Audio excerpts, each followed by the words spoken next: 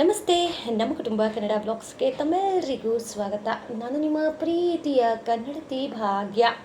Friends, ಎಲ್ಲರೂ ಹೇಗಿದ್ದೀರಾ? Hope ಎಲ್ಲರೂ ಸೇಫಾಗಿ ಚೆನ್ನಾಗಿದ್ದೀರಾ ಅಂತ ಹೇಳಿ ಭಾವಿಸ್ತಾ ಇವತ್ತಿನ ವಿಡಿಯೋನ ಶುರು ಮಾಡ್ತಾ ಇದ್ದೀನಿ. ಇವತ್ತು ತುಂಬಾ ಟೇಸ್ಟಿಯಾಗಿ ಈಸಿಯಾಗಿ ಮಾಡ್ಕೊಳ್ಬಹುದಾದಂತಹ ಅಕ್ಕಿ ರೊಟ್ಟಿ ಹಾಗೆಯೇ ಕಾಯಿ ಚಟ್ನಿ ಎರಡನ್ನ ರೆಸಿಪಿನ ಶೇರ್ ಮಾಡ್ತಾ ಇದ್ದೀನಿ.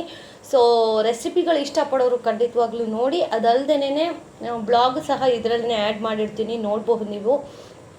ಕಳೆದ 2 ದಿನಗಳಿಂದ ನನಗೆ ವಿಡಿಯೋಸ್ ಮಾಡೋಕ್ಕಾಗ್ತಾಯಿಲ್ಲ, ಬಿಕಾಸ್ ಸ್ವಲ್ಪ ನಾನು ಲಾಸ್ಟ್ ವಿಡಿಯೋದಲ್ಲೇ ಹೇಳಿದ್ನಲ್ವಾ. ಸೊ ಈ ವಿಡಿಯೋ ಆದಮೇಲೆ ಮೇ ಬಿ ನಾನು ವಿಡಿಯೋ ಅಪ್ಲೋಡ್ ಮಾಡ್ತೀನೋ ಇಲ್ವೋ ಗೊತ್ತಿಲ್ಲ. ಯಾಕೆ ಏನೋ ತಿಳ್ಕೊಬೇಕು ಅಂದರೆ ಕೊನೆವರೆಗೂ ವಿಡಿಯೋನ ನೋಡಿ. ಸೊ ಫಸ್ಟಿಗೆ ಇಲ್ಲಿ ನಾನು ಚಟ್ನಿಗೆ ಒಗ್ಗರಣೆ ಹಾಕ್ಕೋತಾ ಇದ್ದೀನಿ. ಬಿಕಾಸ್ ಈ ಚಟ್ನಿಗೆ ಒಗ್ಗರಣೆಗೆ ಹಾಕಿ ಸೈಡ್ಗೆ ಇಟ್ಬಿಟ್ರೆ ಅದು ನೆನೆಯೋ ಅಷ್ಟೊತ್ತಿಗೆ ನಾವು ಹಿಟ್ಟನ್ನು ಕಲಿಸ್ಕೋಬೋದು. ಸೊ ನಾನಿಲ್ಲಿ ಫಸ್ಟಿಗೆ ಚಟ್ನಿ ಮಾಡ್ಕೊಳ್ಳೋದಕ್ಕೆ ಒಂದು ಸಣ್ಣ ಬಾಣಲಿಲಿ, ಬಿಕಾಸ್ ನಾವಿರೋದು 3 ಜನ, ಸೊ 3 ಜನಕ್ಕೆ ಎಷ್ಟು ಚಟ್ನಿ ಬೇಕಾಗುತ್ತೆ ಅದಕ್ಕೆ ಅಂತ ಒಂದು ಸ್ಮಾಲ್ ಬಾಣಲಿಲೇ ಮಾಡ್ಕೋತಾ ಇದ್ದೀನಿ. ಫಸ್ಟಿಗೆ ಎಣ್ಣೆ ಹಾಕಿ ಈರುಳ್ಳಿ, ಬೆಳ್ಳುಳ್ಳಿ, ಅದಾದಮೇಲೆ ಹಸಿಮೆಣ್ಸಿನ್ಕಾಯಿ, ಕರಿಬೇವಿನ ಸೊಪ್ಪು, ಜೀರಿಗೆ ಇದೆಲ್ಲದನ್ನು ಈ ರೀತಿ ಒಗ್ಗರಣೆಲೆ ಬಾಡಿಸ್ಕೋಬೇಕು. ಈ ಚಟ್ನಿಗೆ ಶುಂಠಿ ಅದೆಲ್ಲ ಅವಶ್ಯಕತೆ ಇಲ್ಲ, ಪುದೀನ ಅವಶ್ಯಕತೆಯೂ ಇಲ್ಲ. ಸೊ ಮತ್ತು ಹೇಗಕ್ಕ ಚಟ್ನಿ ನೋಡ್ತಾ ಹೋಗಿ ಶೇರ್ ಮಾಡ್ತೀನಿ. ಪುದೀನ ಇಲ್ಲದೇನೂ ಸಹ ಚಟ್ನಿ ಮಾಡ್ಬೋದು. ಆ್ಯಂಡ್ ಇನ್ನೊಂದು ವಿಚಾರ ಗೊತ್ತಾ, ಕೊಬ್ಬರಿ ಇಲ್ಲದೆ ಸಹ ನಾವು ಕೊಬ್ಬರಿ ಚಟ್ನಿ ಮಾಡ್ಬೋದು. ಗೊತ್ತಾ? ಯಾರಿಗೆಲ್ಲ ಗೊತ್ತಿದ್ರೆ ಕಮೆಂಟ್ ಮಾಡಿ, ಗೊತ್ತಿಲ್ಲ ಅಂದರೆ ತಿಳ್ಕೊಳ್ಳೋಣ. ಸೊ ಇವಾಗ ಇದನ್ನು ನೀಟಾಗಿ ಫ್ರೈ ಮಾಡಿ ಸೈಡಿಗೆ ತೆಗೆದಿಡೋಣ. ಇದು ತಣ್ಣಗಾಗಬೇಕು. ಮೀನ್ವೈಲ್ ನಾನು ಇದನ್ನು ಒಗ್ಗರಣೆಗೆ ಹಾಕೋಕ್ಕೆ ಮುಂಚೆನೇ ಈ ಕಡಲೆ ಬೀಜ ಬರುತ್ತಲ್ವ, ಅದನ್ನು ಹುರಿದುಬಿಟ್ಟು ಸಿಪ್ಪೆ ತೆಗೆದು ಸೈಡ್ಗೆ ಇಟ್ಕೊಂಡಿದ್ದೀನಿ. ಆ್ಯಂಡ್ ಈಗ ಚಟ್ನಿಗೆ ರುಬ್ಕೋತಾ ಇದ್ದೀನಿ. ನಾನು ಚಟ್ನಿ ರೆಸಿಪಿ ಒಂದು ಸೈಡಲ್ಲಿ, ಅಕ್ಕಿ ರೊಟ್ಟಿ ರೆಸಿಪಿ ಒಂದು ಸೈಡಲ್ಲಿ ಶೇರ್ ಮಾಡ್ತೀನಿ. ನಾನು ಈ ಒಂದು ಚಟ್ನಿ ತಣ್ಣಗಾಗೋ ಅಷ್ಟೊತ್ತಿಗೆ ನಾನು ಅಕ್ಕಿ ರೊಟ್ಟಿಗೆ ಬ್ಯಾಟ್ರ್ ಏನು ಬರುತ್ತಲ್ಲ, ಸೊ ಆ ಹಿಟ್ಟನ್ನು ಕಲಿಸ್ಕೋತಾ ಇದ್ದೆ. ನಾನು ಅದಕ್ಕೆ ನಿಮಗೆ ಕನ್ಫ್ಯೂಷನ್ ಆಗಬಾರ್ದು ಅಂತ ಹೇಳಿ ಚಟ್ನಿ ರೆಸಿಪಿನ ಫಸ್ಟಿಗೆ ಹಾಕಿ ಅದಾದಮೇಲೆ ಅಕ್ಕಿ ರೊಟ್ಟಿ ರೆಸಿಪಿನ ಶೇರ್ ಮಾಡ್ತಾ ಇದ್ದೀನಿ. ಸೊ ಗೈಸ್, ಈ ರೀತಿಯ ಹಲವಾರು ವೀಡಿಯೋಸ್ಗಳನ್ನು ನೋಡಬೇಕು ಅಂತಂದರೆ ನೀವು ಈಗಲೇ ನಮ್ಮ ಚಾನಲ್ನ ಸಬ್ಸ್ಕ್ರೈಬ್ ಆಗಬೇಕು. ಸಬ್ಸ್ಕ್ರೈಬ್ ಆದರೆ ಮಾತ್ರ ನನ್ನ ವೀಡಿಯೋಸ್ ನೋಟಿಫಿಕೇಷನ್ ನಿಮಗೆ ಬರುತ್ತೆ, ನೀವು ಆರಾಮ್ಸೆ ವೀಡಿಯೋನ ನೋಡಬಹುದು. ಸೊ ಇಲ್ಲಿ ನಾವೇನು ಆಗಲೇ ಒಗ್ಗರಣೆಗೆ ಹಾಕಿಟ್ಟಿದ್ವೋ ಬಾಣಲಿಲಿ, ಅದನ್ನು ಆಲ್ಮೋಸ್ಟ್ ತಣ್ಣಗಾಗಿದೆ. ಈಗ ನಾನು ಅದನ್ನು ಒಂದು ಮಿಕ್ಸಿ ಜಾರ್ಗೆ ಹಾಕಿ, ಜೊತೆಗೆ ನಾನು ಹುರಿದಿಟ್ಕೊಂಡಿರುವಂತಹ ಕಡಲೆ ಬೀಜ, ನಾನು ಆಗಲೇ ಹೇಳಿದ್ನಲ್ವ, ಕಡಲೆ ಬೀಜನ ಹುರಿದು ಸಿಪ್ಪೆನ ತೆಗೆದು ಹಾಕ್ಕೋತಾ ಇದ್ದೀನಿ. ಅದ್ರ ಜೊತೆಗೆ ಕೊತ್ತಂಬರಿ ಸೊಪ್ಪು, ನಾನಿವತ್ತು ಸ್ವಲ್ಪ ಕೊತ್ತಂಬರಿ ಸೊಪ್ಪು ಜಾಸ್ತಿ ಹಾಕ್ತಾಯಿದ್ದೀನಿ, ಸ್ವಲ್ಪ ಗ್ರೀನಿಶ್ ಚಟ್ನಿ ಚೆನ್ನಾಗಿರುತ್ತೆ ಅಂತ ಹೇಳಿ. ಆ್ಯಂಡ್ ಕೊತ್ತಂಬರಿ ಸೊಪ್ಪು ಅಷ್ಟೇ, ತುಂಬ ಜನ ಮಾಡೋ ತಪ್ಪೇನು ಗೊತ್ತಾ, ಕತ್ತರಿಲೇ ಕಟ್ ಮಾಡಿಬಿಡ್ತಾರೆ ತೊಳೆದುಬಿಟ್ಟು. ಅದು ಎಷ್ಟೊಂದು ಶೆಫ್ಗಳು ಹಾಗೆ ಮಾಡ್ತಾರೇನೋ ಗೊತ್ತಿಲ್ಲ. ಬಟ್ ಚಾಕೂಲಿ ನಾವು ಒಂದು 2-3 ಸತಿ ಕೊತ್ತಂಬರಿ ಸೊಪ್ಪನ್ನು ತೊಳೆದು ಚಾಕೂಲಿ ಕಟ್ ಮಾಡಿದಷ್ಟು ಕ್ಲೀನಾಗಿ ಇದ್ರಲ್ಲಿ ಕಟ್ ಆಗೋದಿಲ್ಲ. ಬೇಕಂದರೆ ನೀವು ಅಬ್ಸರ್ವ್ ಮಾಡಿರಬಹುದು. ನಾನು ಯೂಶಲಿ ಪ್ರಿಫರ್ ಮಾಡೋದು ಚಾಕೂಲಿ ಕಟ್ ಮಾಡೋದು. ಸೊ ಈಗ ಕೊಬ್ಬರಿ ತುರಿನ ಹಾಕ್ಕೋತಾ ಇದ್ದೀನಿ. ಈಗಂತೂ ಕೊಬ್ಬರಿಗಳಿಗೆ ತುಂಬ ಡಿಮ್ಯಾಂಡು. ಹಾಗೆಯೇ ಮನೇಲೂ ಸ್ಟಾಕ್ ಇಟ್ಟಿರ್ತೀನಿ. ಬಿಕಾಸ್ ಏನಾದರೂ ರೆಸಿಪಿ ಕ್ವಿಕ್ಕಾಗಿ ಮಾಡಬೇಕಾಗಿ ಬರೋ ಟೈಮಲ್ಲಿ ನಾವು ಅದನ್ನು ರುಬ್ಕೊಂಡೆಲ್ಲ ಟೈಮ್ ಆಗೋದಿಲ್ಲ. ಆಮೇಲೆ ನಾರ್ಮಲಾಗಿ ನಾನು ಪಲ್ಯ ಅವೆಲ್ಲ ಮಾಡ್ತಾ ಇರ್ತೀನಲ್ವ, ಅದಕ್ಕೆಲ್ಲದಕ್ಕೂ ಚೆನ್ನಾಗಿರುತ್ತೆ. ಕ್ಯಾರೆಟ್ ಪಲ್ಯಕ್ಕೆ ಹಾಗೆಯೇ ಉದುರಿಸೋದು, ಅದಾದಮೇಲೆ ಬೀಟ್ರೋಟ್ ಪಲ್ಯಕ್ಕೆ, ಬೆಂಡೆಕಾಯಿ ಪಲ್ಯ, ಈ ಥರ ಪಲ್ಯ ಎಲ್ಲ ಮಾಡಿದಾಗ ಚೆನ್ನಾಗಿ ಅನಿಸುತ್ತೆ ಹಾಕಿದ್ರೆ. ಅದಕ್ಕೆ ನಾನು ಈ ರೀತಿ ಮಿಕ್ಸಿ ಮಾಡಿಕೊಂಡು ಒಂದು ಬಟ್ಲಲ್ಲಿ ಹಾಕಿಟ್ಕೊಬಿಡ್ತೀನಿ. ಸೊ ಕೊನೆಯದಾಗಿ ಕಡಲೆಪಪ್ಪು, ನಿಮಗೆ ಕೊಬ್ಬರಿ ಇಲ್ಲ ಅಂತಂದರೆ ಕಡಲೆಪಪ್ಪು, ಕಡಲೆ ಬೀಜ ಹಾಕಿದ್ರೂ ನಿಮಗೆ ಅದೇ ಟೇಸ್ಟ್ ಬರುತ್ತೆ. So don't worry. ಆಮೇಲೆ ರುಚಿಗೆ ತಕ್ಕಷ್ಟು ಉಪ್ಪನ್ನು ನಾನು ಈಗಲೇ ಹಾಕ್ಬಿಡ್ತಾ ಇದ್ದೀನಿ. ಬಿಕಾಸ್ ಉಪ್ಪು ಇವಾಗ ಹಾಕೋದ್ರಿಂದ ನೀಟಾಗಿ ಅದು ಎಲ್ಲ ಕಡೆ ಮಿಕ್ಸ್ ಆಗುತ್ತೆ. ಹಾಗಾಗಿ ನಾನು ಯೂಶಲಿ ಇದೇ ಥರನೇ ಹಾಕೋದು. ಸೊ ಕಡಲೆಪಪ್ಪು, ಉಪ್ಪು ಎಲ್ಲ ಹಾಕಿದ ಮೇಲೆ ಒಂದು ಸ್ವಲ್ಪ ಅದಕ್ಕೆ ಎಷ್ಟು ಬೇಕೋ ಅಷ್ಟು ನೀರನ್ನು ಹಾಕಿ ನುಣ್ಣಗೆ ಚಟ್ನಿ ಕನ್ಸಿಸ್ಟೆನ್ಸಿಗೆ ರುಬ್ಕೋಬೇಕು. ಗೈಸ್, ಯಾರಿಗೆಲ್ಲ ಈ ಅಡುಗೆ ಮನೆ ಅನ್ನೋದು ಒಂದು ರೀತಿ ಮೈಂಡ್ ರಿಲ್ಯಾಕ್ಸೇಷನ್ ಕೊಡುವಂತಹ ಜಾಗ. ನಮ್ಮ ಕಡೆ ಒಂದು ಮಾತಿದೆ, ಅಡುಗೆ ಮನೆ ಗೆದ್ದರೆ ರಾಜ್ಯನೇ ಗೆದ್ದಲು ಹೆಣ್ಮಗಳು ಅಂತ ಹೇಳಿ. ಅಂದರೆ ಅಡುಗೆ ಅಂದರೆ ಮನೇಲಿ ಗೆದ್ದರೆ ಒಂದು ಹೆಣ್ಣು ಆಚೆ ಪ್ರಪಂಚನೇ ಗೆದ್ದು ಬಂದಂತಂತೆ. ಅಂದರೆ ಮನೇಲಿರೋ ಗಂಡು ಮಕ್ಕಳು ಅಥವಾ ಇವಾಗ ಮದುವೆ ಆಗದೆ ಇರೋ ಹುಡುಗಿ ಅಡುಗೆ ಮಾಡ್ತಾಯಿದ್ರೆ ಮನೆ ಮಂದಿ ಎಲ್ಲ ಮೆಚ್ಕೊಂಡು ಚೆನ್ನಾಗಿ ಮಾಡಿದೆ ಅಂತ ಮನೆ ಮಂದಿ ಮೆಚ್ಕೊಂಡು, ಅಡುಗೆ ಮನೇಲಿ ನೀನು ಸೈ ಅನ್ಸ್ಕೊತೀಯ ಅಂತಂದರೆ ನೀನು ಎಂಥ ಕೆಲ್ಸಕ್ಕೆ ಹೋದರೂ ಸೈ ಅನ್ಸ್ಕೊತೀಯ. ನೋಡಿ ನೀವು ಅಬ್ಸರ್ವ್ ಮಾಡಿದ್ರೆ ಕೆಲವೊಬ್ರಿಗೆ ಅಡುಗೆನೇ ಮಾಡೋಕ್ಕೆ ಬರಲ್ಲ, ಬಟ್ ಅವರು ಬೇರೆ ಕಡೆ ಕೆಲಸಕ್ಕೆ ಹೋಗಿ ಕೆಲಸದಲ್ಲಿ ಗುಡ್ ಅನ್ಸ್ಕೊತಾರೆ. ಬಟ್ ಮನೇಲಿ ಚಾನ್ಸೇ ಇಲ್ಲ. ಮನೇಲಿ ಗುಡ್ ಅನ್ನಿಸ್ಕೊಳ್ಳೋದು ಯಾವುದ್ರಲ್ಲಿ ಗೊತ್ತಾ? ಅಡುಗೆ ಮಾಡೋ ವಿಚಾರದಲ್ಲಿ. ಮನೆಯಲ್ಲಿ ಎಲ್ಲರೂ ಒಟ್ಟಾಗಿ ಕುತ್ಕೊಳ್ಳೋದು ಎಲ್ಲಿ ಅಂತ ಅಂದರೆ ಊಟ ಮಾಡೋ ಜಾಗದಲ್ಲಿ. ಆಗ ನೀವು ನಿಮ್ಮ ಮನಸ್ಸಲ್ಲಿ ಪ್ರೀತಿ ತುಂಬಿ ಮಾಡಿರುವ ಆ ಅಡುಗೆ ಮನೇಲಿ ಎಲ್ಲರೂ ಕೂತು ಊಟ ಮಾಡಿದಾಗ ಆ ವೈಬೇ ಬೇರೆ ಇರುತ್ತೆ ಅಲ್ವಾ? ಸೊ ಅದು ಒಟ್ಟು ಕುಟುಂಬದಲ್ಲಿ ಬೆಳೆದವ್ರಿಗೆ ಮಾತ್ರನೇ ಗೊತ್ತು. ಬಟ್ ಹಾಗಂತ ನಾವೇ ಗ್ರೇಟ್ ಅನ್ನೋದು ತಪ್ಪಾಗುತ್ತೆ. ಪಾಪ ಆ ಸಿಂಗಲ್ ಆಗಿರ್ತಾರಲ್ಲ, ಹಾಸ್ಟೆಲ್ ಲೈಫು ಅದೆಲ್ಲ ಅದು ಅವ್ರಿಗೆ ಮಾತ್ರನೇ ಗೊತ್ತಿರುತ್ತೆ. ಸೊ ರೆಸಿಪಿ ಕಡೆ ಬರೋಣ. ಈಗ ಒಗ್ಗರಣೆಗೂ ಹಾಕಿದ್ದೀನಿ. ಒಗ್ಗರಣೆಗೆ ಏನೂ ಇಲ್ಲ, ಒಂದು ಅದೇ ಬಾಣಲಿಲಿ ಒಂದು ಸ್ವಲ್ಪ ಎಣ್ಣೆ, ಸಾಸಿವೆ, ಕರಿಬೇವಿನ ಸೊಪ್ಪನ್ನು ಹಾಕಿ ಫ್ರೈ ಮಾಡಿಕೊಂಡು ಸ್ಟವನ್ನು ಆಫ್ ಮಾಡಿ. ಸ್ಟವನ್ನು ಆನಲ್ಲಿ ಇಟ್ಕೊಬೇಡಿ, ಚಟ್ನಿಗೆ ಯಾವತ್ತೇ ಆಗಲಿ ಸ್ಟವನ್ನು ಆಫ್ ಮಾಡಿ ಆ ಒಗ್ಗರಣೆ ಏನು ಹಾಕಿರ್ತೀರಲ್ಲ ಅದೊಂದು 80% ಕೂಲ್ ಡೌನ್ ಆಗಬೇಕು. ಸೊ ಅದಾದಮೇಲೆ ಚಟ್ನಿನ ನೀವು ಇಲ್ಲಿ ಒಗ್ಗರಣೆಗೆ ಹಾಕ್ಕೋಬೇಕು. ಸೊ ಚಟ್ನಿನೂ ಎಲ್ಲ ಒಗ್ಗರಣೆಗೆ ಹಾಕಿ ಕುದಿಸ್ಬೇಕಂತ ಕುದಿಸ್ಬಿಟ್ಟಿರ ಆಮೇಲೆ ಮಾಡಬಾರ್ದಂಗೆ. ಒಗ್ಗರಣೆಗೆ ಹಾಕಿದ್ಮೇಲೆ ಸ್ಟವ್ ಆಫ್ ಮಾಡಿ ಒಂದು 80% ತಣ್ಣಗಾದ್ಮೇಲೆ ನಾವೇನು ರುಬ್ಕೊಂಡಿದ್ದೀವಲ್ಲ ಆ ಚಟ್ನಿನ ಹಾಕಿ ನಿಮ್ಮ ಕನ್ಸಿಸ್ಟೆನ್ಸಿ ಎಷ್ಟು ಬೇಕೋ ಅಷ್ಟು ನೀರನ್ನು ನೀವು ಹಾಕ್ಕೊಂಡು ರೆಡಿ ಅನ್ನೋದನ್ನು ಮಾಡ್ಕೊಳ್ಳಿ. ಯಾಕೆಂತಂದರೆ ಈಗ ನಾವು ಅಕ್ಕಿ ರೊಟ್ಟಿಗೆ ಹಾಕ್ಕೋತಾ ಇರೋದ್ರಿಂದ ಸ್ವಲ್ಪ ಗಟ್ಟಿಗಿದ್ರೆ ಚೆನ್ನಾಗಿರುತ್ತೆ. ಅದೇ ನೀವು ಇಡ್ಲಿಗೆ ಮಾಡ್ಕೋತೀರ ಅಂತಂದರೆ ತೆಳು ಚಟ್ನಿ ಅಂದರೆ ಸ್ವಲ್ಪ ನೀರು ಜಾಸ್ತಿ ಹಾಕ್ಕೋಬೇಕು. ದೋಸೆಗಂದರೆ ಮೀಡಿಯಮ್ ಆಗಿರಬೇಕು. ಸೊ ಈ ರೀತಿ ನಿಮಗೆ ಯಾವ ರೀತಿ ಕನ್ಸಿಸ್ಟೆನ್ಸಿ ಬೇಕು, ನೀವು ಇಡ್ಲಿಗೆ ಮಾಡ್ತಾಯಿದ್ದೀರಾ ದೋಸೆಗೆ ಮಾಡ್ತಾಯಿದ್ದೀರಾ ಅಂತ ನೋಡಿಕೊಂಡು ಹಾಕ್ಕೊಳ್ಳಿ. ಈ ಚಟ್ನಿನ ನಾನು ಇವಾಗೇನು ರೆಸಿಪಿ ಶೂಟ್ ಮಾಡಿದ್ದೇನಲ್ಲ ಚಟ್ನಿದು, ಸೊ ಆ ಚಟ್ನಿನ ನೀವು ಇಡ್ಲಿಗೆ ಸಹ ಹಾಕ್ಕೋಬೋದು, ಚಪಾತಿಗೂ ಸಹ ಮಾಡ್ಕೋಬೋದು, ಚೆನ್ನಾಗಿರುತ್ತೆ, ಟ್ರೈ ಮಾಡಿ. ಸೊ ಈಗ ಅಕ್ಕಿ ರೊಟ್ಟಿಗೆ ಬ್ಯಾಟರನ್ನು ಕಲಿಸ್ಕೊತಾ ಇದ್ದೀನಿ. ನೀವು ನಾಷ್ಟ ಮಾಡ್ತಾ ಇದ್ದೀರಾ ಅಥವಾ ಮಧ್ಯಾಹ್ನ ಊಟಕ್ಕೆ ಮಾಡ್ತೀರಾ ಅಂದರೆ ಬಿಫೋರ್ 1 hour ನೀವು ಕಲಸಿಟ್ಕೊಂಡ್ರೆ ತುಂಬ ಚೆನ್ನಾಗಿ ಬರುತ್ತೆ. 1 hour ಎಲ್ಲ ಟೈಮ್ ಇಲ್ಲ ಮೇಡಮ್, ಈಗ ಮಾಡಬೇಕು ಅಂತ ಅಂದರೆ ಒಂದು 10 to 20 minutes ಆದರೂ ನೀವು ಅದನ್ನು ರೆಸ್ಟ್ ಮಾಡೋಕ್ಕೆ ಬಿಡಬೇಕಾಗತ್ತೆ. ಸೊ ಫಸ್ಟಿಗೆ ಒಂದು ಬೌಲ್ಗೆ ನಾನು ಸಣ್ಣದಾಗಿ ಹೆಚ್ಚಿರ್ತಕ್ಕಂತಹ ಈರುಳ್ಳಿ, ನಿಮಗೆ ಈರುಳ್ಳಿ ಇಷ್ಟ ಆಗಲ್ಲ ಅಂತಂದರೆ ಯು ಕ್ಯಾನ್ ಸ್ಕಿಪ್ ಮಾಡಬಹುದು ನೀವು. ಬಟ್ ನಮ್ಮ ಮನೇಲಿ ಈರುಳ್ಳಿ ಇಷ್ಟಪಡ್ತೀವಿ, ಅದಕ್ಕೆ ಸ್ವಲ್ಪ ಕ್ವಾಂಟಿಟಿಯಲ್ಲಿ ಈರುಳ್ಳಿನ ಹಾಕ್ಕೊಂಡಿದ್ದೀನಿ. ಆ್ಯಂಡ್ ಇದ್ರ ಜೊತೆಗೇ ಸಣ್ಣದಾಗಿ ಕಟ್ ಮಾಡಿ ತೊಳ್ಕೊಂಡು ನಾನು ಸಬ್ಬಸಿಗೆ ಸೊಪ್ಪು ಮತ್ತು ಕೊತ್ತಂಬರಿ ಸೊಪ್ಪನ್ನು ಹಾಕ್ಕೋತಾ ಇದ್ದೀನಿ. ಇವೆರಡೇ ಸೊಪ್ಪೆ ಇದಕ್ಕೆ ಚೆನ್ನಾಗಿರೋದು, ಬೇರೆ ಎಲ್ಲ ಚೆನ್ನಾಗಿರಲ್ಲ. ಆಮೇಲೆ ಇವಾಗ ಹಸಿಮೆಣ್ಸಿನ್ಕಾಯಿನ ನಾನಿಲ್ಲಿ ರುಬ್ಕೊಂಡು ಹಾಕ್ಕೋತಾ ಇದ್ದೀನಿ. ಬಿಕಾಸ್ ಈಗ ಪರ್ಯಂತ ಮತ್ತು ಚಿಕ್ಕ ಮಕ್ಕಳೆಲ್ಲ ಇರ್ತಾರೆ, ವಯಸ್ಸಾದವ್ರು ಇರ್ತಾರೆ, ಅವ್ರಿಗೆಲ್ಲ ಹಸಿಮೆಣ್ಸಿನ್ಕಾಯಿ ಹಂಗೆ ಕಟ್ ಮಾಡಿ ಹಾಕಿದಾಗ ಬಾಯಿಗೆ ಸಿಕ್ಕಾಗ ತೀರಾ ಖಾರ ಅಂತ ಅನಿಸುತ್ತೆ. ಈ ರೀತಿ ಮಿಕ್ಸಿಗೆ ಹಾಕಿ ತರಿಯಾಗಿ ರುಬ್ಬೋದ್ರಿಂದ ಅವ್ರ ಬಾಯಿಗೆ ಸಿಗೋದಿಲ್ಲ, ಆಮೇಲೆ ಟೇಸ್ಟು ಚೆನ್ನಾಗಿರುತ್ತೆ. ಸೊ ನಾನು ಯೂಶ್ವಲಿ ಈ ಥರ ಬೋಂಡಾಗೆ ಮತ್ತು ರೊಟ್ಟಿಗೆ ಅದಕ್ಕೆಲ್ಲನೂ ನಾನು ಇದೇ ಥರನೇ ಹಾಕ್ಕೋತೀನಿ, ಅಂದರೆ ಮಿಕ್ಸಿಗೆ ಹಾಕ್ಬಿಡ್ತೀನಿ. ಸೊ ದಟ್ ಆವಾಗ ಟೇಸ್ಟು ಚೆನ್ನಾಗಿರುತ್ತೆ. ಆ್ಯಂಡ್ ಆಲ್ಸೋ ಮಕ್ಕಳು ತಿಂದಾಗ ಎಕ್ಸ್ಪೆಷಲಿ ಅದೇನೂ ಎಫರ್ಟ್ ಆಗಲ್ಲ. ಸೊ ಇವಾಗ ರುಬ್ಕೊಂಡಿರುವಂಥ ಅಂದರೆ ಕಟ್ ಮಾಡಿ ಹಸಿಮೆಣ್ಸಿನ್ಕಾಯಿನ ನೀವು ಹಾಕ್ಕೊಳ್ಳಿ. ನಾನಿಲ್ಲಿ ರುಬ್ಕೊಂಡು ಹಾಕ್ಕೊಂಡಿದ್ದೀನಿ. ಅದಾದಮೇಲೆ ಕಡಲೆಬೀಜ ಅಂತೂ ತುಂಬ ಚೆನ್ನಾಗಿರುತ್ತೆ. ನಾವು ರೊಟ್ಟಿ ತಿನ್ನಬೇಕಾದ್ರೆ ಬಾಯಿಗೆ ಅಲ್ಲಲ್ಲಿ ಕಡಲೆಕಾಯಿ ಬೀಜ ಸಿಗ್ತಾಯಿದ್ರೆ ಒಂಥರ ಚೆನ್ನಾಗಿ ಅನಿಸುತ್ತೆ. ಅದು ತಿನ್ನೋರಿಗೆ ಮಾತ್ರ ಗೊತ್ತಾಗೋದು. ನಿಮಗೆ ಬೇಡ ಅಂದರೆ ನೀವು ಸ್ಕಿಪ್ ಮಾಡ್ಕೋಬಹುದು. ಏನೂ ಇಲ್ಲಕ್ಕ, ನಾವು ಬರೀ ಸಬ್ಬಸಿಗೆ ಸೊಪ್ಪು, ಕೊತ್ತಂಬರಿ ಸೊಪ್ಪು, ಈರುಳ್ಳಿ ಹಾಕಿ ಮಾಡ್ಕೋತೀರಾ, ಖಂಡಿತವಾಗ್ಲೂ ಧಾರಾಳವಾಗಿ ಮಾಡ್ಕೋಬೋದು. ಇವೆಲ್ಲ ಎಕ್ಸ್ಟ್ರಾ ಟೇಸ್ಟ್ ಸಿಗುತ್ತೆ ಅಷ್ಟೇ. ಸೊ ಕಡಲೆಬೀಜ ಹಾಕಿ, ಕಡಲೆಬೀಜನೂ ಅಷ್ಟೇ ಹಸಿ ಕಡಲೆಬೀಜ ಹಾಕೋಕ್ಕೆ ಹೋಗಬೇಡಿ, ಹುರಿದ್ಬಿಟ್ಟು ಸಿಪ್ಪೆ ತೆಗೆದು ಹಾಕ್ಕೊಳ್ಳಿ, ಚೆನ್ನಾಗಿರುತ್ತೆ. ಈಗ ರುಚಿಗೆ ತಕ್ಕಷ್ಟು ಉಪ್ಪನ್ನು ಹಾಕ್ಕೊಂಡಿದ್ದೀನಿ. ಉಪ್ಪು ಹೇಗಕ್ಕ ಇವಾಗಲೇ ಹಾಕೋದು ಗೊತ್ತಾಗುತ್ತೆ ಅಂತ ನೀವು ಕೇಳಬಹುದು. ಯಾಕಂತಂದರೆ ಸೊಪ್ಪು ನಾವು ತೊಳೆದಿರ್ತೀವಿ, ನೀರು ಬಿಡುತ್ತೆ, ಆಮೇಲೆ ಈರುಳ್ಳಿನೂ ಸ್ವಲ್ಪ ನೀರು ಬಿಡುತ್ತೆ. ಹಾಗಾಗಿ ಸ್ವಲ್ಪ ಉಪ್ಪನ್ನು ಈಗ ಹಾಕಿದ್ರೆ ಆ ಸೊಪ್ಪಿಗೆ ಈರುಳ್ಳಿಗೆ ಎಲ್ಲ ಉಪ್ಪು ಸರಿಯಾಗಿ ಇಡಿಸುತ್ತೆ. ಆಫ್ಟರ್ ದಟ್ ನಾವು ಅಕ್ಕಿ ಹಿಟ್ಟನ್ನು ಹಾಕ್ಕೋಬೇಕು. ಇವತ್ತು ನಾನು ಅಂಗಡಿಯಿಂದ ತೊಗೊಂಬಂದಿರೋ ಭಾಗ್ಯಲಕ್ಷ್ಮಿ ಅಕ್ಕಿ ಹಿಟ್ಟಿನಲ್ಲಿ ಮಾಡ್ತಾಯಿದ್ದೀನಿ.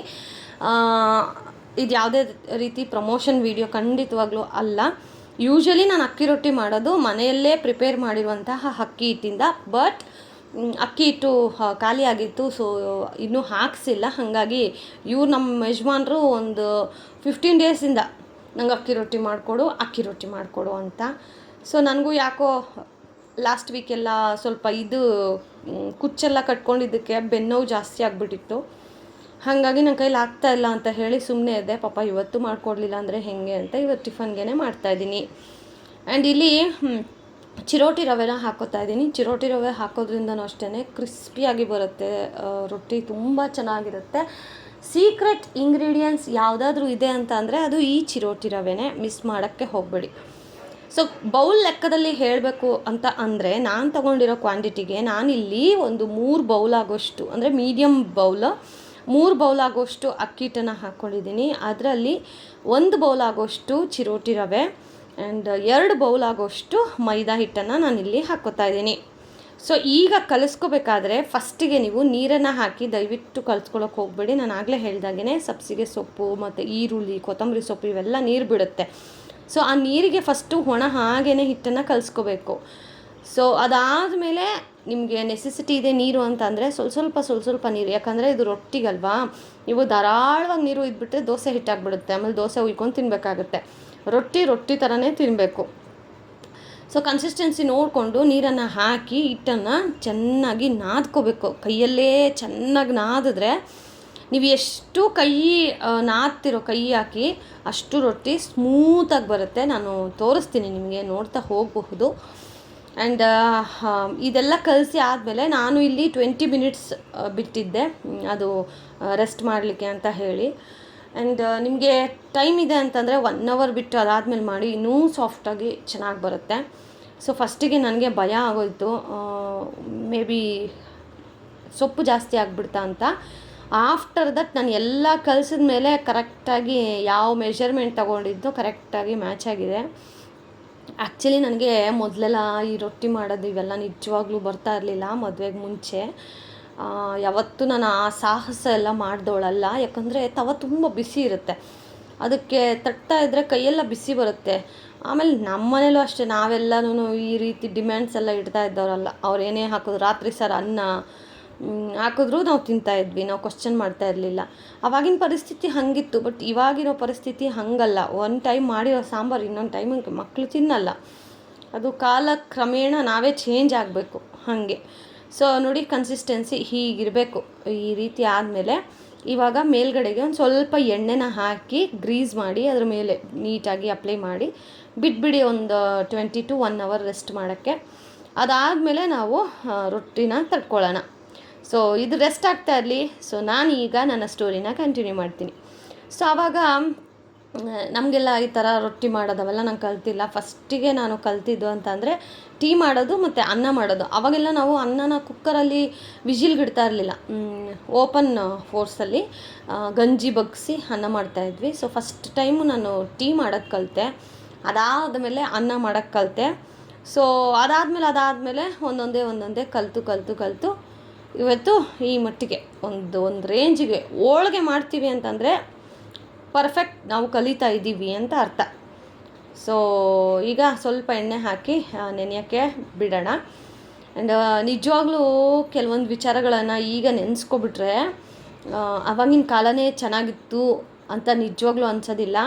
ಯಾಕಂತಂದರೆ ಕೆಲವೊಬ್ಬರಿಗೆ ಚೈಲ್ಡ್ಹುಡ್ ಅನ್ನೋದು ಒಂಥರ ಮೆಮೊರೀಸನ್ನು ಕ್ರಿಯೇಟ್ ಮಾಡಿಕೊಡುತ್ತೆ. ಅಫ್ಕೋರ್ಸ್ ಹೌದು.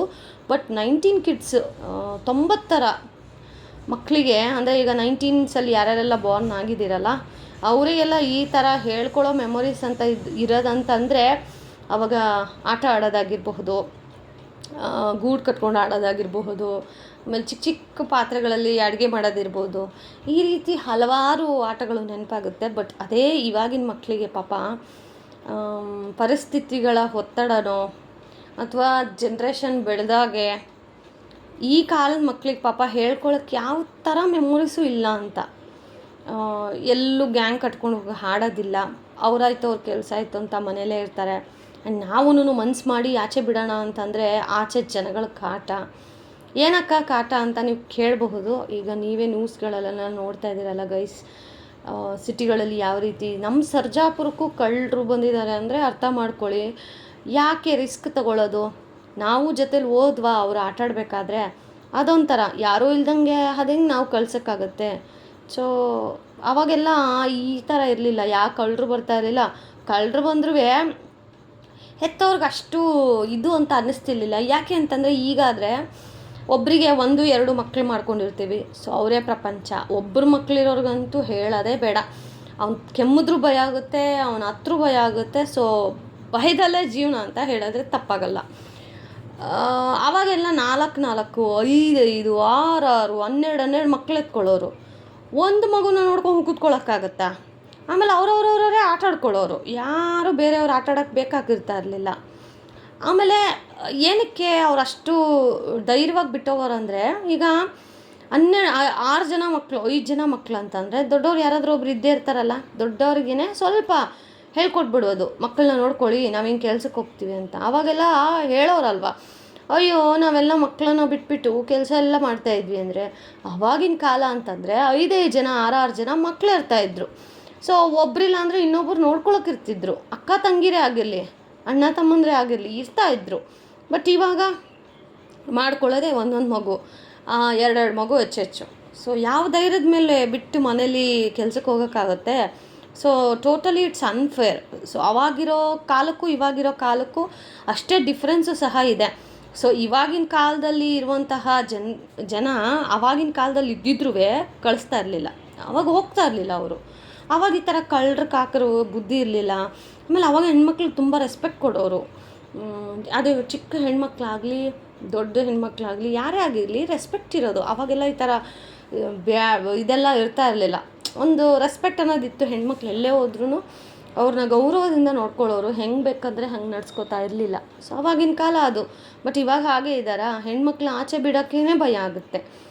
ಸೊ ಹಾಗೆ ಅವೆಲ್ಲವನ್ನು ಆಲ್ಮೋಸ್ಟ್ 90ರ ದಶಕದ ಮಕ್ಕಳೆಲ್ಲ ನೋಡಿರ್ತಾರೆ. 90ರಲ್ಲಿ ಬಾರ್ನು. ನಾನು 90ರಲ್ಲಿ ಬಾರ್ನ್ ಅಂತ ಅಂದರೆ ಅದಕ್ಕೂ ಕಮೆಂಟ್ ಮಾಡ್ತಾರೆ. 90ರ ಅಂದರೆ 1901ರಿಂದ 2000ವರೆಗೂ ಯಾರ್ಯಾರೆಲ್ಲ ಹುಟ್ಟಿದಿರಲ್ಲ ಅವ್ರನ್ನ 90ರ ಮಕ್ಕಳು ಅಂತ ಕರೀತಾರೆ. ಓಕೆನಾ? ಬೇಕಂದರೆ ಗೂಗಲಲ್ಲಿ ಸರ್ಚ್ ಮಾಡ್ಕೊಳ್ಳಿ. ಯಾಕಂತಂದರೆ ಲಾಸ್ಟ್ ಟೈಮ್ ಈ ಥರ ಮೆಸೇಜ್ ಬಂದಿತ್ತು, ಅದಕ್ಕೆ. ಈಗ ನೋಡಿ, ನಾನು ರೊಟ್ಟಿಗೆಲ್ಲ ಕಲಿಸ್ಬಂದು ಇವಾಗ ಬೇರೆ ಕೆಲಸ ಮಾಡ್ಕೊತಾ ಇದ್ದೀನಿ. ಸೊ ಆಲ್ಮೋಸ್ಟ್ ಒಂದು 20 ಮಿನಿಟ್ಸಲ್ಲಿ ಇದೆಲ್ಲ ಮಾಡಿಕೊಂಡು ಪರಿಯನ್ ಜೊತೆ ಆಟ ಆಡಿಕೊಂಡು ಅದಾದಮೇಲೆ ಈಗ ನಾನು ರೊಟ್ಟಿನ ತಟ್ತಾ ಇದ್ದೀನಿ. ಇಲ್ಲಿ ನೋಡ್ಬೋದು ನೀವು ಎಷ್ಟು ತೆಳ್ಳಗೆ ರೊಟ್ಟಿ ತಟ್ಟಿದ್ದೀವಿ ಅಂತ. ಇದೇ ರೊಟ್ಟಿನ ನೀವು ಹೋಟೆಲಲ್ಲಿ ತಿಂತೀವಿ ಅಂತಂದರೆ ಇಷ್ಟು ಗಟ್ಟಿಗೂ ಅಂದರೆ ಇಷ್ಟು ದಪ್ಪ ಇರೋದಿಲ್ಲ, ಇನ್ನೂ ತೆಳು ಇರುತ್ತೆ. 60 ರೂಪಾಯಿ ಒಂದು ರೊಟ್ಟಿಗೆ. ನೀವು ಎಕ್ಸ್ಟ್ರಾ ಬೇಕು ಅಂತಂದರೆ ಇನ್ನೂ 60 ರೂಪಾಯಿ. ಇಲ್ಲಿ ತೋರಿಸ್ತೀನಿ ನಾನು ಎಷ್ಟು ತೆಳ್ಳಗೆ ಲಟ್ಸಿದ್ದೀನಿ ಅಂತ, ನೀವೇ ನೋಡಬಹುದು. ನೋಡಿ, ಅಂದರೆ ಇದು ಜಾಸ್ತಿನೇ, ಇನ್ನೂ ತೆಳ್ಳಗೆ ಮಾಡ್ತಾರೆ. ಇವಾಗ ನಾನೇನು ಹಸಿಟ್ಟು ಹಾಕ್ತೀನಿ ನಿಮಗೆ ತೋರಿಸ್ತೀನಿ ನೋಡಿ. ನಾನು ಹಾಕೋ ಹಸಿಟ್ಟಲ್ಲಿ ಅವರು 2-3 ರೊಟ್ಟಿನ ಮಾಡ್ತಾರೆ. ಅಂದರೆ ತುಂಬ ರೂಢಿ ಇರೋರು, ಹೋಟೆಲಲ್ಲೆಲ್ಲ ಮಾಡೋರು ಅವರೆಲ್ಲನೂ. ಬಿಕಾಸ್ ಅವ್ರಿಗೆ ಅದೇ ಅಲ್ವಾ ಇನ್ಕಮ್ಮು. ಸೊ ಒಂದನ್ನೇ ಅಷ್ಟು ದೊಡ್ಡದಾಗಿ ಮಾಡಿಬಿಟ್ರೆ ಕಷ್ಟ ಆಗುತ್ತೆ. ಸೊ ಇಲ್ಲಿ ನಾನು ರೊಟ್ಟಿ ಹಾಕ್ತಾನೆ ಅಲ್ಲಿ ಬ್ಯಾಟಿಂಗ್ ಮಾಡ್ತಾ ಇದ್ದಾರೆ. ಬಿಕಾಸ್ ಈ ರೊಟ್ಟಿ ಹಾಗೇನೆ ಬಿಸಿ ಬಿಸಿ ರೊಟ್ಟಿ ಚಟ್ನಿ ಜೊತೆಗೆ ತಿಂತಾ ಇರಬೇಕು. ದೋಸೆ ಥರ ಮಾಡಿಬಿಟ್ಟು ಆಮೇಲೆ ಒಂದೇ ಸತಿ ತಿನ್ನೋಣ ಆ ಥರ ಆದರೆ ಚೆನ್ನಾಗಿರಲ್ಲ. ಬಿಸಿ ಬಿಸಿ ರೊಟ್ಟಿ ತಡ್ತಾ ಇರಬೇಕು. ತಿಂತಾಯಿದ್ರೆ ಒಂದು ರೊಟ್ಟಿ ತಿನ್ನೋ ಜಾಗದಲ್ಲಿ 2 ರೊಟ್ಟಿನ ಧಾರಾಳವಾಗಿ ತಿನ್ಬೋದು. ಈಗ ನಾನಿಲ್ಲಿ ನಿಮಗೆ ತೋರಿಸ್ತಾ ಇದ್ದೀನಿ ನೋಡಿ, ನಾನು ಎಷ್ಟು ಕ್ವಾಂಟಿಟಿಯಲ್ಲಿ ಹಿಟ್ಟನ್ನು ತೊಗೋತಾ ಇದ್ದೀನೋ ಹೋಟೆಲ್ಗಳಲ್ಲಿ ಅದಕ್ಕಿಂತ ಕಡಿಮೆ ತೊಗೋತಾರೆ. ಆಮೇಲೆ ಅವರು ಲಟ್ಸೋದ ಮೇಲಿದೆ ನೀಟಾಗಿ ತೆಳ್ಳಗೆ. ನಾನಾದರೂ ಡೈರೆಕ್ಟ್ ತವಾ ಮೇಲೆ ಹಾಕ್ತೀನಿ, ಅವರು ಬಟರ್ ಪೇಪರ್ ಮೇಲೆ ನೀಟಾಗಿ ಲಟ್ಟಿಸ್ಕೊಂಡು ತೆಳ್ಳಗೆ ಆಮೇಲೆ ಅವರು ತವಾಗ ಹಾಕ್ತಾರೆ. ಬಟ್ ನನಗೆ ಬಟರ್ ಪೇಪರು ಎಲ್ಲ ರಿಸ್ಕು. ಸೊ ಅದಕ್ಕೆ ನೋಡಿ ಈ ಥರ ಕೈಗೆ ನೀರನ್ನು ಅದ್ಕೊಂಡು ಎಷ್ಟು ತೆಳ್ಳಗೆ ಬೇಕೋ ಅಷ್ಟು ತೆಳ್ಳಗೆ. ನೀವು ಅನ್ಕೋಬೋದು, ಅಕ್ಕ ನೀವು ಸ್ಟವ್ ಆಫ್ ಮಾಡಿದ್ರೆ ಖಂಡಿತವಾಗ್ಲೂ ಇಲ್ಲ. ಸ್ಟವನ್ನು ಲೋ ಫ್ಲೇಮಲ್ಲಿ ಇಟ್ಟು ನಾನು ಇಲ್ಲಿ ಲಟ್ಟಿಸ್ತಾ ಇರೋದು. ನಾನು ಲಟ್ಟಿಸ್ತಾನೆ ನೀವು ನೋಡ್ಬೋದು ಸೆಂಟ್ರಲ್ಲಿ ಆಲ್ರೆಡಿ ಬೇಯ್ತಾ ಇದೆ. ಆಮೇಲೆ ಅದನ್ನು ಮುಡ್ತೀವಲ್ಲ ಎಷ್ಟು ಬಿಸಿ ಇರುತ್ತೆ ಗೊತ್ತಾ, ಸ್ವಲ್ಪ ಹೊತ್ತಿಗೆ. ಅದು ಮಾಡೋರಿಗೆ ಮಾತ್ರನೇ ಗೊತ್ತು. ನಿಮಗೆ ಈ ಥರ ರೊಟ್ಟಿ ಮಾಡೋಕ್ಕೆ ಬರಲ್ಲ ಅಂತ ಅನ್ನೋರು ಇದನ್ನು ತೆಳ್ಳಗೆ ಮಾಡ್ಕೊಂಡು ದೋಸೆ ಥರನೂ ಹಾಕ್ಕೋಬೋದು.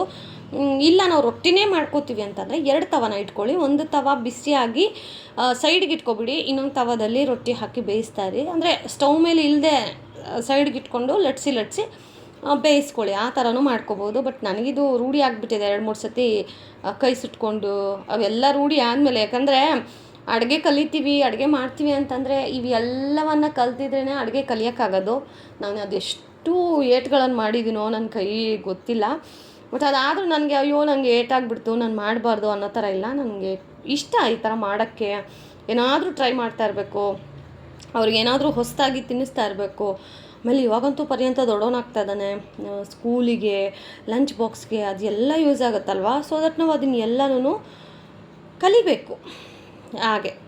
ಸೊ ಇದು ನಾನು ಪಾಸ್ ಮಾಡಿ ಆನ್ ಮಾಡಿದ್ದೀನಿ. ಆಮೇಲೆ ಏನಕ್ಕ ನೀವು ಹಾಕಿದ ತಕ್ಷಣ ಇಷ್ಟು ಬೆಂದೋಯ್ತು ಅಲ್ಲ, ನಾನಿಲ್ಲಿ ಪಾಸ್ ಮಾಡಿ ಆನ್ ಮಾಡಿ ವಿಡಿಯೋನ ಶೂಟ್ ಮಾಡ್ತಾ ಇರೋದ್ರಿಂದ ನಿಮ್ಗೆ ಹಾಗೆ ಅನ್ನಿಸುತ್ತೆ. ಏನಿಲ್ಲ ಅಂದರೂ ಒಂದು 5 ಮಿನಿಟ್ಸ್ ಆದರೂ ನೀವು ಮೀಡಿಯಮ್ ಫ್ಲೇಮಲ್ಲಿ ಬೇಯಿಸ್ಕೋಬೇಕು. ಸೊ ಎರಡೂ ಕಡೆ ನೀಟಾಗಿ ರೀತಿ ಬೆಂದ ಮೇಲೆ ಸೈಡಿಗೆ ಹಾಕ್ಕೊಂಡು ಬಿಸಿ ಬಿಸಿ ಅಂದರೆ ತುಪ್ಪ ಇಷ್ಟಪಡೋರಂತೂ ಈ ರೊಟ್ಟಿ ಮೇಲೆ ತುಪ್ಪನ ಹಾಕಿ ತಿಂತಾ ಇದ್ದರೆ ಆಹಾ ಹೇಳಿದ್ರೇ ಬಾಯಲ್ಲಿ ನೀರು ಬರ್ತಾಯಿದೆ. ಈಗ ಯಾವಾಗಲೂ ನಾನು ವಾಯ್ಸ್ ಓವರ್ ಕೊಡ್ತಾ ಇರೋದು, ಬಟ್ ಈಗಲೂ ನನ್ನ ಬಾಯಲ್ಲಿ ನೀರು ಬರ್ತಾಯಿದೆ. ನಾನು ಇದನ್ನು ರೆಸಿಪಿ ನೋಡ್ತಾ ಇದ್ದರೆ ಅಷ್ಟು ಚೆನ್ನಾಗಿರುತ್ತೆ. ಖಂಡಿತವಾಗ್ಲೂ ಒಂದು ಸತಿ ಟ್ರೈ ಮಾಡಿ ಹೇಗೆ ಬಂತು ಅಂತ ಹೇಳಿ ಕಮೆಂಟ್ ಮಾಡೋದು ಮಾತ್ರ ಮರಿಬೇಡಿ. ಈ ರೀತಿಯಾದಂತಹ ಮತ್ತಷ್ಟು ವಿಡಿಯೋಗಳನ್ನು ನೋಡೋಕ್ಕೆ ನಮ್ಮ ಚಾನಲನ್ನು ಸಬ್ಸ್ಕ್ರೈಬ್ ಆಗೋದು ಮರಿಬೇಡಿ. ಆ್ಯಂಡ್ ಮುಂದೆ ಯಾವ ಥರ ವೀಡಿಯೋಸ್ ಬೇಕು ಅನ್ನೋದನ್ನು ಕಮೆಂಟ್ ಮಾಡಿ. ಆ್ಯಂಡ್ ಆಲ್ಸೋ ಯಾರೆಲ್ಲ ಜಾಸ್ತಿ ಒಂದು ಟಾಪಿಕ್ ಬಗ್ಗೆ ಕಮೆಂಟ್ ಮಾಡ್ತಾರೋ ನಾನು ಅದ್ರ ಬಗ್ಗೆ ವೀಡಿಯೋಸನ್ನು ಮಾಡ್ತೀನಿ. ಆಮೇಲೆ ಯಾರೆಲ್ಲ ವಿಶಸ್ಸನ್ನು ಮಾಡ್ತೀರಲ್ವ, ಹಾಯ್ ಹೌ ಆರ್ ಯು, ಊಟ ಆಯಿತಾ ಅಂತ ಎಲ್ಲ, ಸೊ ಅದನ್ನು ಅಷ್ಟೇ ಒಂಥರ ನಮ್ಮ ಫ್ಯಾಮಿಲೀಲಿ ಯಾರೋ ನನಗೆ ಕೇಳ್ತಾ ಇದ್ದಾರೆ ಅನ್ನೋ ಥರ ಫೀಲ್ ಆಗುತ್ತೆ. ಸೊ ದಟ್ ನೀವು ಯಾವುದೇ ರೀತಿ ಮುಜುಗರ ಇಲ್ಲದೇ ನನಗೆ hi how are you, had your lunch, had your breakfast ಅಂತ ಧಾರಾಳವಾಗಿ ನೀವು ಕಮೆಂಟ್ಗಳನ್ನು ಮಾಡಬಹುದು, ಯಾವುದೇ ರೀತಿಯ ಹಿಂಜರಿಕೆ ಇಲ್ಲದೇ. ಬಿಕಾಸ್ ಎಷ್ಟೊಂದು ಜನ ಮಾಡ್ತಾಯಿದ್ದೀರಾ ಗೊತ್ತಿಲ್ಲ ಯೂಟ್ಯೂಬ್ ಈಗ ಏನು ಮಾಡ್ತಾಯಿದೆ ಅಂತ ಹೇಳಿ. ನಂದು ಕಮೆಂಟ್ ಸೆಕ್ಷನಲ್ಲಿ ಕಮೆಂಟ್ಗಳನ್ನು ಅಂದರೆ ಯಾವುದು ಚೆನ್ನಾಗಿ ಅಂದರೆ ಒಳ್ಳೆ ಕಮೆಂಟ್ಸ್ ಯಾರು ಮಾಡಿರ್ತಾರಲ್ಲ ಅದನ್ನು ಶೋ ಮಾಡುತ್ತೆ. ಬ್ಯಾಡ್ ಕಮೆಂಟ್ಸ್ ಆಗಿದ್ರೆ ಡೈರೆಕ್ಟ್ ನಂಗೆ ಮೇಲ್ ಬರ್ತಾಯಿದೆ. ಸೊ ಮೇ ಬಿ ನಾನು ಏನಾದರೂ ಸೆಟ್ಟಿಂಗ್ ಆನ್ ಮಾಡಿದ್ದೇನೆ ನಿಜ ನಂಗೆ ಗೊತ್ತಿಲ್ಲ, but it's good actually. So direct mail ಬಂದಾಗ ನನಗೆ ಇದೇನಪ್ಪ ಯೂಟ್ಯೂಬಿಂದ ಮೇಲ್ ಅಂತ ಚೆಕ್ ಮಾಡಿದಾಗ ಗೊತ್ತಾಗುತ್ತೆ ನನಗೆ ಈ ಥರ ಒಬ್ಬರು ಕಮೆಂಟ್ ಮಾಡಿದ್ದಾರೆ ಹಿಂಗೆ ಅಂತ. ಆ್ಯಂಡ್ ಇನ್ನೂ ಕೆಲವೊಬ್ಬರು ಕಮೆಂಟ್ಗಳು ಏನು ಮಾಡ್ತಾರೆ ಅಂತಂದರೆ ಕಮೆಂಟ್ ಮಾಡ್ತಾರೆ, ಅದಾದಮೇಲೆ ಅವ್ರಿಗೆ ಏನು ಬರುತ್ತೋ ಗೊತ್ತಿಲ್ಲ, ಅಂದರೆ ಏನು ಥಾಟ್ ಬರುತ್ತೋ ಗೊತ್ತಿಲ್ಲ. ಅಯ್ಯೋ ಯಾರೂ ಕಮೆಂಟ್ ಮಾಡಿಲ್ವಲ್ಲ, ನಾನೊಬ್ಬಳೇ ಯಾಕೆ ಕಮೆಂಟ್ ಮಾಡಬೇಕು ಅಂತ ಅನಿಸಿ ಏನಾದರೂ ಮಾಡ್ತಾರೋ ಗೊತ್ತಿಲ್ಲ. ಟಕ್ ಅಂತ ಡಿಲೀಟ್ ಮಾಡ್ತಾರೆ, ಏನೂ ಮಾಡಿರೋದಿಲ್ಲ. ಹಾಯ್ ಅಕ್ಕ ಹೌ ಆರ್ ಯು, ಊಟ ಆಯಿತಾ, ಇಷ್ಟು ಕಮೆಂಟ್ ಮಾಡಿರ್ತಾರೆ. ಆ ಕಮೆಂಟ್ಗಳನ್ನು ಎಷ್ಟು ಬೇಗ ನಾನು ರಿಪ್ಲೈ ಮಾಡಿ ಒಂದು ಸ್ವಲ್ಪ ಹೊತ್ತಿಗೆ ಡಿಲೀಟ್ ಮಾಡ್ತಾರೆ. ಯಾಕೆ ಅಂತ ಗೊತ್ತಿಲ್ಲ. ಮೇ ಬಿ ಅವ್ರಿಗೆ ಶೈ ಇರಬೇಕು, ಯಾರೂ ಕಮೆಂಟ್ ಮಾಡಿಲ್ವಲ್ಲ ನಾವು ಕಮೆಂಟ್ ಮಾಡಿದ್ರೆ ಹೇಗೆ ಅಂತ. ಏನಕ್ಕೆ ಆ ಥರ ಜೀವನದಲ್ಲಿ ಶೈ ಇದ್ದರೆ ಬೆಳೆಯೋಕ್ಕೆ ನಿಜ ಕಷ್ಟ. ಸೊ ಓಕೆ ಗಾಯ್ಸ್, ನೋಡಿದ್ರಲ್ಲ ಬಿಸಿ ಬಿಸಿ ಅಕ್ಕಿ ರೊಟ್ಟಿ ಜೊತೆಗೆ ಕಾಯಿ ಚಟ್ನಿ, ಆಹಾ ಕೇಳಿದ್ರೆ ಇದು ನಮಗೆ ಒಂಥರ ಅಲ್ಟಿಮೇಟ್ ಅಂತ ಹೇಳೋಕ್ಕೆ ಇಷ್ಟಪಡ್ತೀನಿ. ಖಂಡಿತವಾಗ್ಲೂ ನಿಮ್ಮಲ್ಲಿ ಯಾರಾದರೂ ಇದನ್ನು ಟ್ರೈ ಮಾಡಿಲ್ಲ ಅಂತಂದರೆ ಟ್ರೈ ಮಾಡಿ, ತುಂಬ ಚೆನ್ನಾಗಿ ಬರುತ್ತೆ. ಆ್ಯಂಡ್ ಮುಂದೆ ನೆಕ್ಸ್ಟು ಯಾವ ಥರ ವೀಡಿಯೋಸ್ ಬೇಕು ಅನ್ನೋದನ್ನು ಕಮೆಂಟ್ ಮಾಡಿ, ನನಗೂ ಒಂಥರ ಹೆಲ್ಪ್ಫುಲ್ ಆಗುತ್ತೆ ಯಾವ ಥರ ವಿಡಿಯೋ ಮಾಡಿದ್ರೆ ನಿಮ್ಗೆ ಇಷ್ಟ ಆಗುತ್ತೆ ಅಂತ ಹೇಳಿ. ಆ್ಯಂಡ್ ಇದಾಗಿತ್ತು ಇವತ್ತಿನ ವಿಡಿಯೋ. ಮತ್ತಷ್ಟು ಇಂಟ್ರೆಸ್ಟಿಂಗ್ ವ್ಲಾಗ್ಗಳ ಜೊತೆಗೆ ಇನ್ಫಾರ್ಮೇಷನ್ ಜೊತೆಗೆ ನಿಮ್ಮನ್ನು ಭೇಟಿ ಹಾಕ್ತೀನಿ. ಅಲ್ಲಿವರೆಗೂ ಈ ರೆಸಿಪಿನ ಸವಿತಾ ಇರಿ, ನಿಮ್ಮ ಮನೇಲಿ ಎಲ್ರಿಗೂ ಮಾಡಿಕೊಡಿ. ನಿಜವಾಗ್ಲೂ ನೀವೇ ಆವತ್ತಿನ ಟಾಪರ್ ಆಗ್ತೀರಾ. ಏನಂತೀರಾ? ಕಮೆಂಟ್ ಮಾಡಿ. Lots of love. Bye bye.